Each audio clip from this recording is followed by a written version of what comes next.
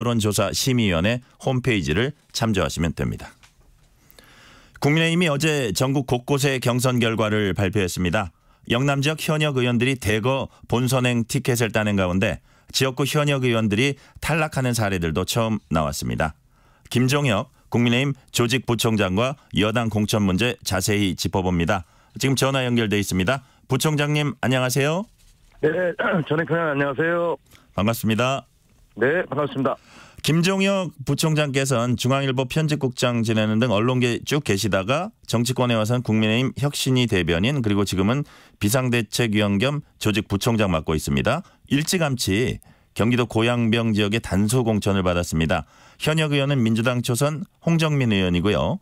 12년 동안 민주당이 버티고 있는 고양병 지역의 원외인 김종혁 부총장님을 단수 공천한 이유 뭐라고 보십니까? 이게 그 고양병 지역뿐만이 아니고요. 고양시 전체에 4개 선거구가 있는데 지난 12년 동안 저희가 전패했던 곳입니다. 그리고 고양이 그렇게 되다 보니까 그 주변에 있는 파주라든가 김포라든가 이쪽까지도 영향을 미쳐서 8석 정도가 지금 저희 의석에 한 군데도 없거든요. 네. 그럴 정도로 저희로서는 경기 서북부가 굉장히 중요한 그런 지역입니다. 근데 제가 공천을 받은 것은 사실 저는 그 고양시에서 30여 년 동안을 살아왔습니다. 아, 그렇군요. 예, 그러다 보니까 뭐 낙하산이라고 할 수가 없는 것이고, 이 지역이 이만큼 중요한 만큼 뭔가 좀 새로운 전환점을 이룰 수 있는 그런 후보가 필요하겠다라고 당에서 판단하신 것 같아요. 저는 뭐 감사하게 받아들이고요. 열심히 노력하고 있습니다. 조직부총장 어떤 일을 하는 자리입니까? 짧게 좀 말씀해 주세요.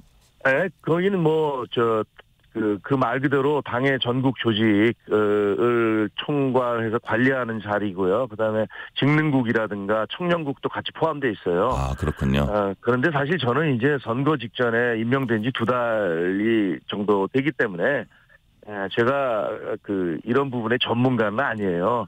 하지만 이제 당에서는 뭔가 참신한 어떤 개혁의 이미지 같은 것들이 필요하다라고 생각을 해서 저를 임명해 주신 것 같아요. 네. 장동혁 사무총장하고 귓속말 하는 장면 최근 언론 사진에 포착이 됐어요. 무슨 말 하셨습니까? 아니 그거는 뭐 특별한 얘기가 있는 게 아니고요. 뭐 장동혁 그 사무총장님하고 가까우니까 여러 가지 얘기하다 보면 이런저런 얘기들을 많이 합니다. 그래서 저는 사실 그때 무슨 얘기했는지 기억도 안 나요. 아, 그런 그러시군요. 장면이 굉장히 많거든요. 네네. 여의도 입성 도전은 지금 처음 하시는 거죠? 네, 그렇습니다. 네. 지역 구석구석 다녀보니까 밖에서 보던 거하고 뭐 좀 다른 것도 있을 것 같은데 바닥 민심 그러니까 유권자들은 무엇을 바라고 있습니까? 저는 이제 매일매일 그 지역을 걸어다니면서 유권자들을 만나고 있는데 많은 분들이 제발 좀 그만 싸워라. 네. 경제 어렵다. 뭐 이런 얘기들을 많이 하시는 분들이 계시고요. 많이들 하고 계시고요. 네. 그다음에 어제 같은 경우는 제가 풍동 지역에서 돌면서 주민들을 만나는데 어떤 한 분 40대쯤 되는 유권자께서 여성 유권자께서 저한테 저는 계속 민주당 찍어왔는데 이번 공천 보고 너무 놀랬다. 더 이상 나는 남편하고 계속 그래서 그 문제로 다투고 있다. 이렇게 얘기를 하시고 계시더라고요. 네. 그래서 지금 현재 벌어지고 있는 민주당의 공천이라는 것이 상당히 어떤 일반 시민들께 심지어는 민주당의 오랜 지지자들한테까지도 충격을 주고 있고 마음의 동요를 가지고 있구나라는 걸 느낄 수 있었습니다. 네. 지금부터 본격적으로 국민의힘 공천 문제 짚어보겠습니다. 국민의힘 공천관리위원회가 어제 영남권을 포함한 24곳 경선 결과 발표했습니다. 부총장님 보시기에 어떤 점이 가장 눈에 띄었습니까? 저는 놀랐던 게 이제 구자룡 그 변호사가 네네. 비대위원이죠. 네. 이분이 그 쟁쟁한 조수진 전 최고위원 그리고 그 이전에는 그 지역이 3파전이었어요. 네. 정미경 의원도 나왔었죠. 정미경 의원도 전 의원이시지만 또 전 최고위원이시잖아요. 네네. 어떻게 보면 최고위원 출신의 전 의원 그리고 최고위원 출신의 현 의원 그리고 또 현재 비대위원 어떻게 보면 이제 별들의 전쟁 같은 곳이 일들이 있었던 거예요. 양천갑이었죠. 그렇죠. 그래서 저는 좀 안타까운 게 이분들이 서로 좀 조정을 해서 다른 쪽으로 갔으면 얼마든지 큰 힘이 되실 수 있는 분들인데 서로 싸우는 바람에 그게 참 아쉽고 안타깝다라는 생각이 들었는데 예. 한동훈 비대위원장의 영입 인사였던 구자룡 변호사가 당선되는 걸 보고 한동훈 파워가 세긴 세구나. 한동훈 비대위원장님의 파워가 세구나라는 생각을 하게 됐고요. 그다음에 장해찬 이분도 전 최고위원이시죠. 예. 최고위원. 부산 수영. 장해찬 최고위원 같은 경우는 뭐 워낙 방송에 많이 나가서 인지도가 높았기 때문에 네. 그래서 그게 승인이 되지 않았나. 하지만 모두 다 그 현역 의원들을 꺾었기 때문에 상당히 놀랍다라는 생각을 했습니다. 네. 김기현 전 국민의힘 대표, 김은혜 전 대통령실 홍보수석, 장해찬 전 최고위원 방금 말씀하셨지만 네. 친윤 인사들이 뭐 대거 살아남았다 이렇게 얘기하시는 분들도 있어요. 그 부분은 어떻게 보세요? 이게 그 공천이라는 게요. 제가 경험을 해보니까 두 가지 그 딜레마가 있는 것 같아요. 예를 들면 개혁 공천을 해서 많은 사람을 물갈이를 하자. 네. 이렇게 얘기를 하면 그 반대편에서는 그거 불공정하다. 그동안에 지역 갈고 닦아온 사람들을 배제하고 낙하산으로 내려오면 어떡하냐. 이런 반발이 있는 거고요. 네네. 그렇지 않고 현역 위원들을 중심으로 해서 그대로 경선을 통해서 공천을 하자라고 하면 그 신인들은 사실은 진입하기가 쉽지 않아요. 네.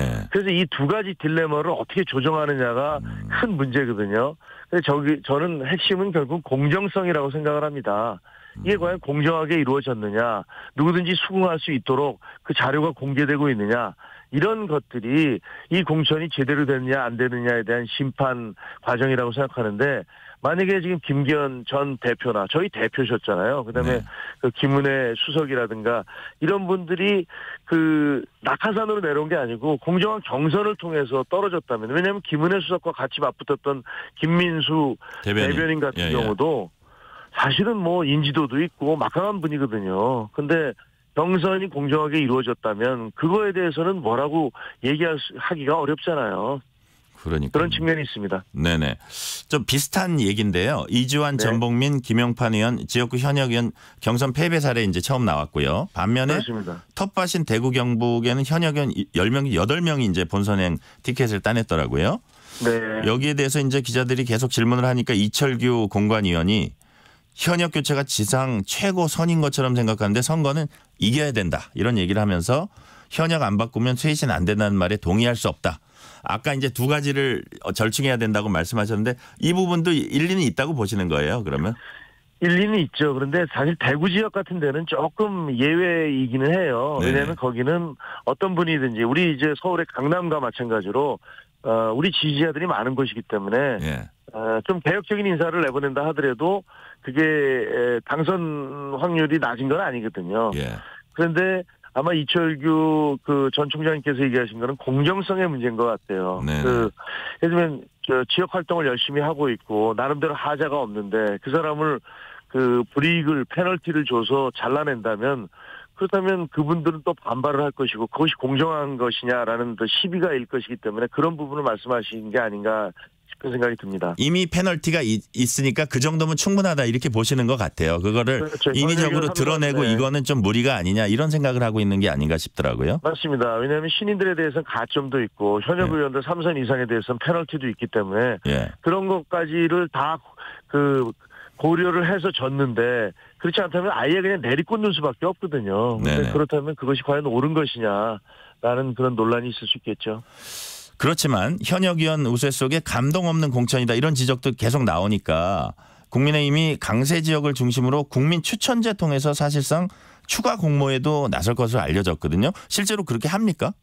아니, 저는 그 부분에 대해서는 아직 제대로 보고받은 게 없어서 그건 공관위에서 판단해서 결정하는 것이기 때문에 제가 정확치 않은 것들에 대해서 그 부정확한 정보를 드리면 문제가 될 것 같아서 그건 좀 말을 아끼는 게 좋을 것 같습니다. 이런 움직임 속에 울산 남갑 3선 이채익 의원이 후보 선출 절차가 흥행몰이식으로 가는데 동의할 수 없다면서 탈당을 시사했어요. 어저께 제가 TV 화면 보니까 아주 강하게 반발을 하더라고요. 그러니까 이게 어떻게 보면 경기를 하는 중에 게임의 룰을 바꾸는 걸 수도 있는데 이렇게라도 할 필요가 있는 건가요?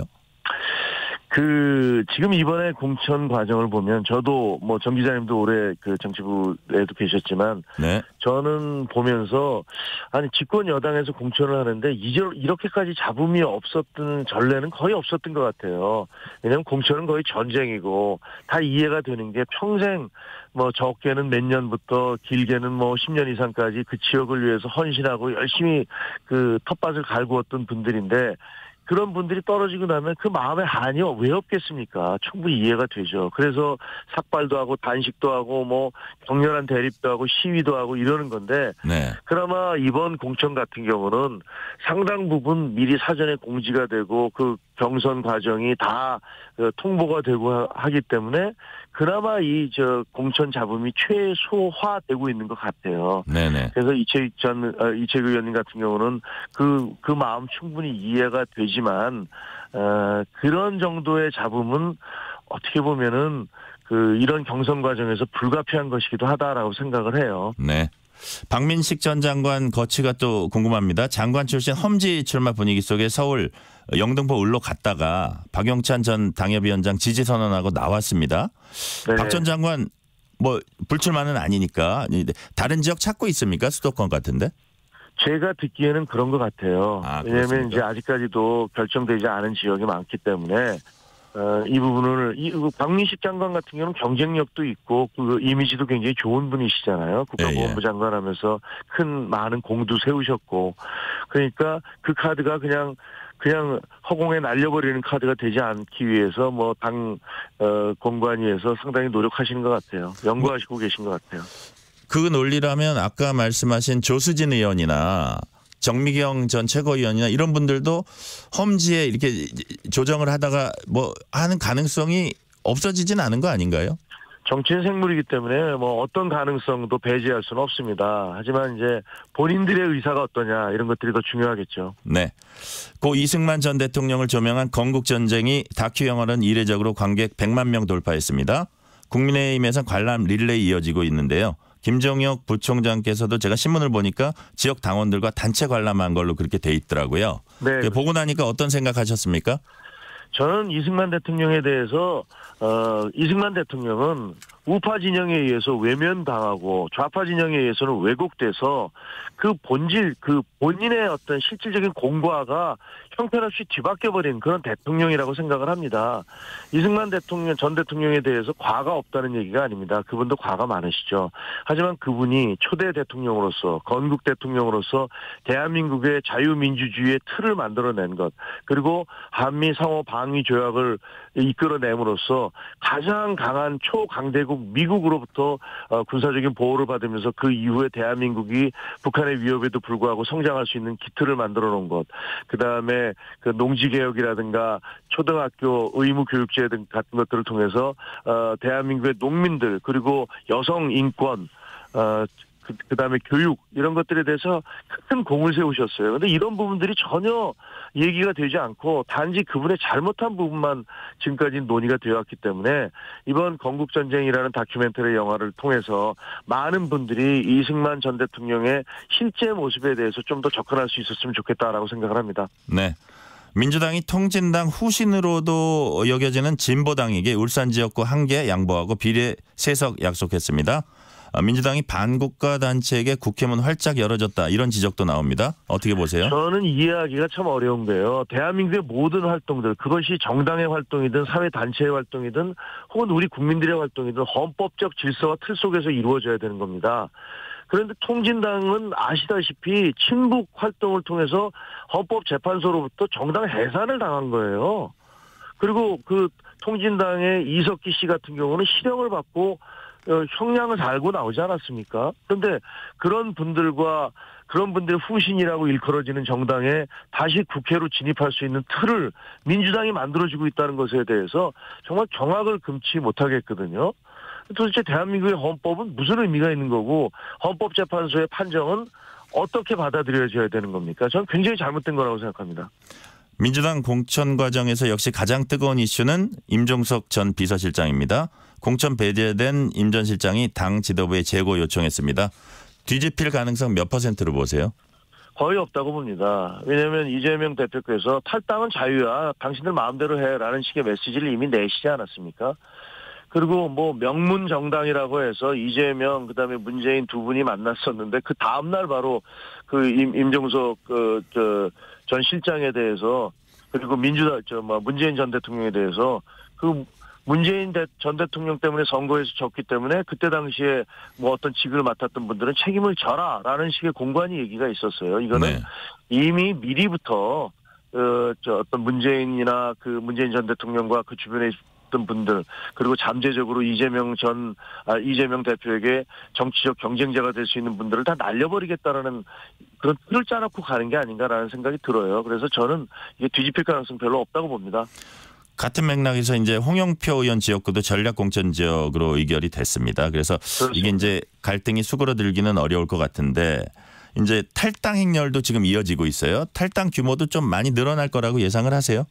그렇습니다. 왜냐하면 저도 기자 생활을 하면서 수많은 그 공천을 받고 그 공천이 문제가 많은 경우 많이 봤습니다. 그런데 이런 학살 공천은 처음 봤어요. 아니 어떻게 이렇게 예를 들면 이런 예를 들 수 있습니다. 자, 손흥민 선수하고 김민재 선수하고 네. 지금 한일전을 앞두고 있습니다. 근데 이 두 선수가 감독에 대해서 상당히 비판적이에요. 아니 감독님 왜 다른 선수들 스카우트할 때 돈을 받으세요? 그리고 왜 전략이 이렇게 나쁘세요? 이렇게 지적을 했습니다. 그렇다고 해서 한일전을 하는데 이 선수들을 안 내보낸다? 이게 말이 되겠습니까? 아니 이제 한일전을 하면 이기는 게 제일 큰 목표잖아요. 네. 선거도 이기는 게 제일 큰 목표입니다. 근데 그 당에서 어떻게 보면 저희 입장에서는 아프지만 가장 크게 저희들을 비판해왔던 윤석열 정부와 국민의힘을 비판해왔던 그런 분들을 다 못 나가게 하겠다는 겁니다. 저희로서는 그걸 지켜보면서 그냥 어이가 없구나 이런 생각이 드는 거죠. 주요 친문 인사들이 줄줄이 공천 탈락 위기에 처한 지금 이해찬 전 총리나 문재인 전 대통령이 직접 등판할 가능성 이거는 어떻게 보세요? 뭐 이해찬 전 총리 같은 경우는 이재명 대표님과 워낙 가까운 사이로 알고 있기 때문에 그분이 뭐 얘기할 것 같지는 않아요. 근데 문재인 전 대통령 같은 경우는 속된 말로 뒤통수로 맞으신 거잖아요. 뭐 만나서 그렇게 악수하고 뭐 명문정당이라고 사진 찍고 했는데 누구 말 맞다나 이 명문정당이 아니라 멸문정당으로 가고 있는 거 아니냐라는 얘기가 나오고 있는 거 아닙니까? 저는 문재인 전 대통령은 상당한 모멸감을 느끼고 있고 뭐 속이 부글부글 끓으실 거라고 생각해요. 그분께서 과연 어떤 발언 메시지를 내놓을지 정말 저희도 기대가 됩니다. 국민의힘 공천과 민주당 공천 이것이 다르다. 간결하게 한 줄로 말씀하시면 뭐가 다릅니까? 공정성의 여부죠. 지금 민주당 공천은 그냥 이재명 살리기 공천입니다. 그리고 그 이상한 학살이 자행되고 있는데 저는 이걸 보면서 대장동 사건이 자꾸만 떠올라요. 대장동 사건 때 뭐 이상한 비극적인 일들이 많이 벌어지지 않았습니까? 근데 이번에는 공천 과정에서 또 그런 일들이 벌어지고 있어요. 이걸 어떻게 해석해야 될까요? 결국은 이번 공천은 이재명 공천, 1인을 위한 공천이다. 이렇게밖에 생각할 수 없습니다. 민주당이 정치 1번지 서울 종로에 노무현 전 대통령 사위 곽상원 변호사 공천했습니다. 이광재, 전현희 전 의원 등이 양보한 자리라고 하는데요.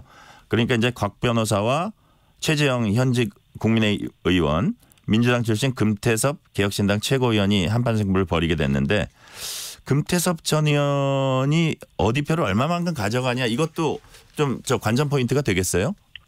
금태섭 전 의원하고 뭐 개인적인 친분도 강하기 때문에 말씀드리기가 참 곤란하긴 한데 저는 뭐 이번에 개혁신당에서 그렇게 의미 있는 표를 가져갈 거라는 생각이 들지가 않고요. 네. 그리고 지금 곽상원 변호사님은 제가 잘 모르는 분이긴 하지만 그분이 실질적으로 정치적으로 유의미한 활동을 그 노무현 전 대통령의 사위라는 것 외에 어떤 걸 내세울 수 있으실지는 잘 모르겠어요. 그래서 저는 뭐 저희로 보면 그 쟁쟁한 분들을 다 제껴놓고 어떤 전략적인 판단에 의해서 곽 변호사님을 공천을 한 것 같은데 땡큐죠 뭐. 마지막 질문 하나 드리겠습니다. 짧게 말씀 부탁드릴게요. 4월 총선 승부는 바로 이것에서 갈린다. 뭘까요? 그건 공정성입니다. 그 결국은 민심인데 민심은 이렇게 불공정한 공천을 하고 있는 정당을 결코 용서하지 않을 겁니다. 네. 오늘은 여기까지 듣겠습니다. 김종혁 국민의힘 조직 부총장이었습니다. 감사합니다. 감사합니다.